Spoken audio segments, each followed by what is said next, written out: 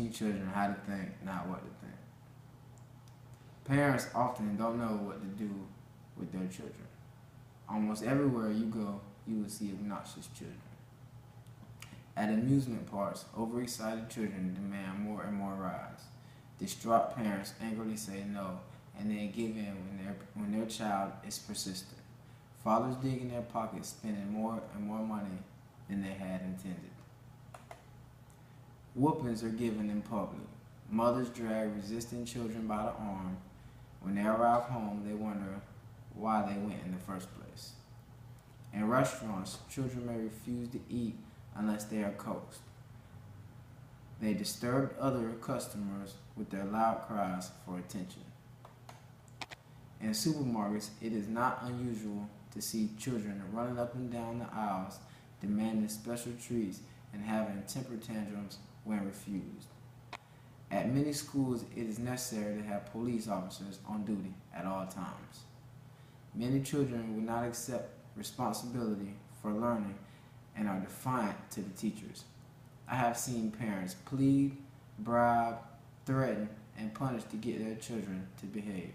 The results were usually unsuccessful. I believe that democracy has become a way of life for the family. It is the cause of these behavioral problems. Many families no longer have the parents ruling over the children. We now have equality. The do as I say form of child rearing is not working as well as it did in the past. Parents need to learn new methods to guide and educate their children. Unfortunately, the method of giving children restricted freedom has made children act like tyrants and their parents feel like slaves.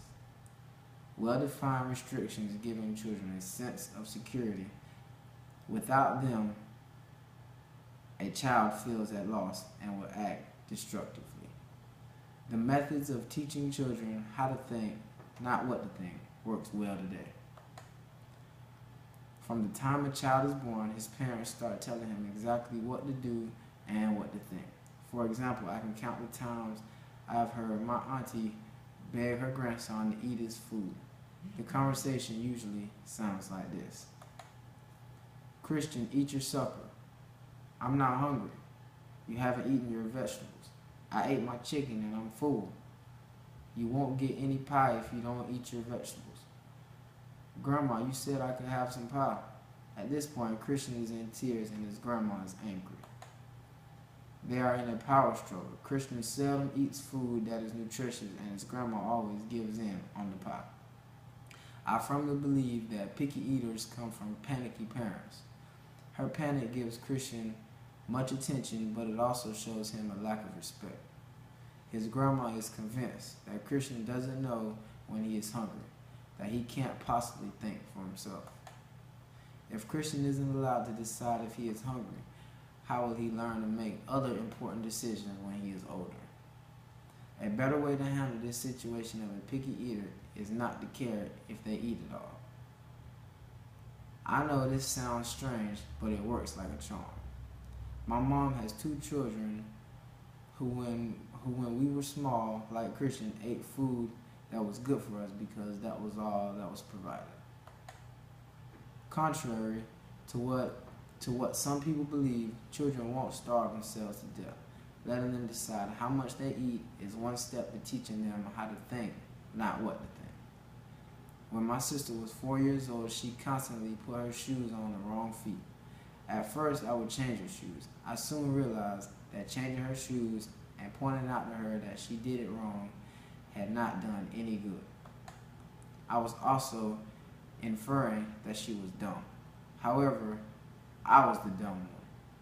Wearing her shoes on the wrong feet put me in her service every time. The problem was corrected within a week when I let her decide for herself how to wear her shoes. It is difficult for most parents to allow their children to make choices and let them experience the consequences for the decisions they make. It was hard for my mom when last November when my sister put off working on a science project until the night before it was due. Like many 12-year-old children, she didn't realize how long the project would take her to finish. She began work on the project at 8 o'clock p.m. and was still working at midnight. I wanted to tell her that if she had started the project 2 weeks ago, she wouldn't be up so late now. Then I remember April 14th of that same year when my parents were up almost all night doing taxes. I believe they learned from their mistakes because they were dead tired the next day. When a child makes a mistake, the goal should not be to punish or rescue them, but to show them what they have done, give them ownership of the problem, ways to solve it, and leave their dignity intact.